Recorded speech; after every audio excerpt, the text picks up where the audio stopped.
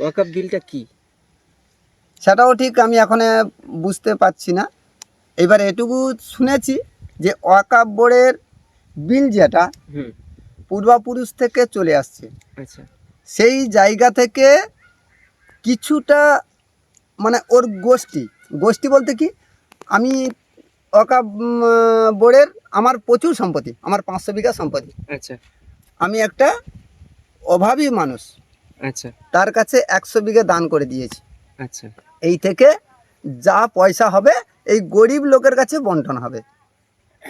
কোনো যদি বিপদে পড়ে ওই যে 100 বিঘা সম্পদের মধ্যে তার থেকে যে পয়সাটা আমাদের মানে ইয়ে ওভার ইয়ে করা হবে, মানে উৎপাদন করা হবে, ওর থেকে অভাবী মানুষকে বন্টন করা হবে, যাতে সে দুর্বল থেকে মানে অভাবী হয়ে গেছে ওর থেকে পয়সা নিয়ে মানে সবল হওয়ার জন্য। এই কারণে ওয়াকফ বোর্ডের ওই সম্পদটাকে দান করা।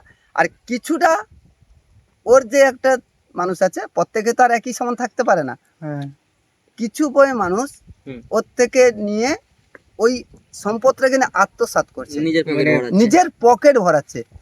মানে বিল কেন করবে? ব্যক্তিগতভাবে করে নিজের পরিবারকে স্বাবলম্বী করার জন্য ওই পয়সাটাকে ব্যবহার করছে। ও বাবা, কেননা সরকার যেটা বলছে যে এটা করলে নাকি সবার সুবিধা হবে বলছে, বাস্তব ঘটনা। আর অনেকে বলছেন না এটা ঠিক না, আর সেটা ঠিক নয় কারা বলছে? যারা ঝাড় পিস মাল।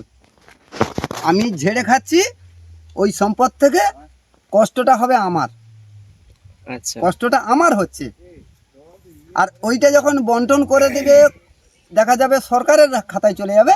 ওইটা হচ্ছে কি হবে, জনসম্মুখে সাধারণ মানুষের জন্য, সাধারণ মানুষের একটা অসুবিধায় পড়ে গেছে, ওর থেকে 10,000 টাকা দিয়ে দিল যে তুমি ব্যবসা করে তোমার পরিবারটাকে স্বাবলম্বী করে তোলো, স্বাভাবিকভাবে রাখতে পারে, সেইটা রাখতে পারবে। কারণ আপনাদের তো মুসলিমদের তো ওই সুদের ব্যাপারটা তো এটা তো হারাম, মানে খুবই খারাপ জিনিস নাকি ব্যাপারটা আপনাদের? ওই জায়গায়। এই কারণে আমি কথাটা কি বললাম, হ্যাঁ যে তাকে দান হিসাবে হ্যাঁ 10,000 টাকা দেবে, ওইটা নিয়ে তুমি ব্যবসা করো, ব্যবসা করে তোমার পরিবারকে তুমি সুষ্ঠুভাবে পরিচালনা করার জন্য ওই টাকা দিয়ে ব্যবসা করে তুমি তোমার সংসারটাকে মেনটেন করো।